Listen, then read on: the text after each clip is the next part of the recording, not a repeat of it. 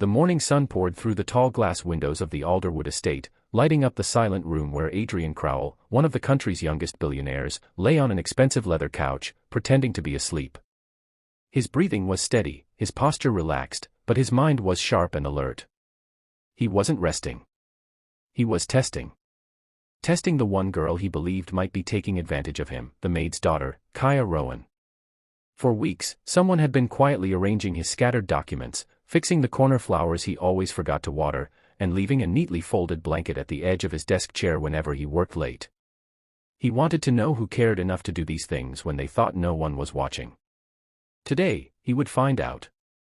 If you believe in kindness, silent goodness, and second chances, make sure to like, comment, share, and subscribe to Good Soul.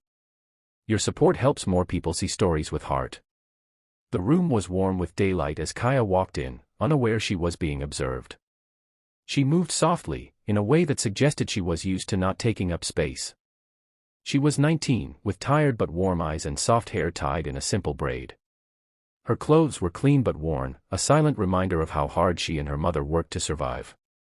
She believed Adrian was asleep, just as he intended.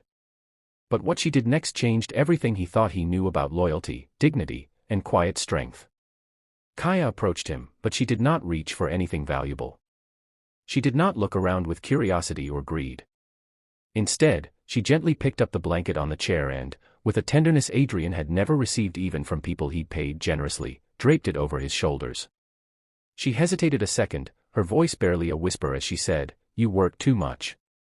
I hope you get some proper rest today."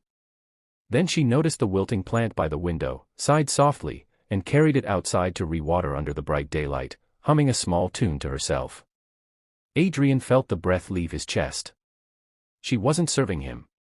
She was caring. There was a difference, one he had forgotten existed. He had grown up in a world where people smiled only when they needed something. Where every gesture had a price. Where success came before softness and money mattered more than moments. But Kaya, without knowing it, brought a softness into the harsh corners of his life. She treated everything with gentle respect, the house, her responsibilities, even him. Adrian realized he had misjudged her. He thought she was trying to gain his favor. But she wasn't performing, she was simply being who she was. When Kaya returned to the room, she glanced at Adrian again. He kept his eyes closed, still playing along, but what he heard next shattered something inside him. Kaya reached into her pocket and pulled out a small, worn fabric pouch. From it, she took a single pain relief patch, the expensive kind she certainly couldn't afford. She gently placed it on the table beside him and whispered, "Maybe this will help his back pain. Mama said he works too hard to notice how much he hurts." Adrian's heart tightened. She had been the one leaving these patches all this time. As she turned to walk away, he heard the faintest crack in her composure. She murmured to herself, "I hope he never finds out I used the last one Mama needed, we'll manage somehow." And then she left. Adrian sat up, the blanket falling to the floor. He couldn't pretend anymore. He felt stunned, ashamed, overwhelmed.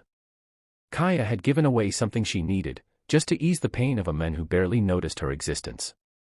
He realized he had been testing the wrong person. It wasn't her integrity in question, it was his own heart. Over the next days, Adrian watched quietly, noticing everything he had been too busy to see. Kaya helping her mother through the day, juggling chores with schoolwork, smiling at everyone despite having so little. He saw her skip lunch, giving her portion to her mother.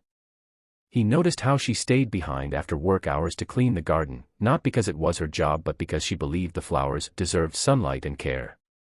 He saw kindness in its purest, simplest form, one that asked for nothing and gave everything. One afternoon, in the warmth of daylight, he called her and her mother into the main hall. Kaya approached nervously, expecting she had unknowingly done something wrong. Instead, she saw Adrian standing tall, but his expression softer than she had ever seen. He explained everything, the test, the blanket, the plant, the patch, and apologized deeply. Kaya's eyes widened with embarrassment, then confusion, then relief. Adrian told them he wanted to offer Kaya a full scholarship, her mother a permanent staff contract with double pay, and a guarantee that they would never again worry about food, rent, or basic needs. Kaya covered her face, overwhelmed. Her mother cried openly. Adrian, too, felt emotion well up, not out of pity, but because he finally understood the beauty of goodness given freely. He learned something that day: wealth doesn't make someone rich, heart does. If this story touched your heart, please like, share, comment, and subscribe to Good Soul. Your engagement helps more people experience stories of kindness and hope. Special request: comment, kindness matters, if you believe the world needs more people like Kaya. And in that bright daylight, inside a home filled with new warmth, a billionaire's heart changed forever, not because someone asked him to, but because a girl with nothing chose to give everything.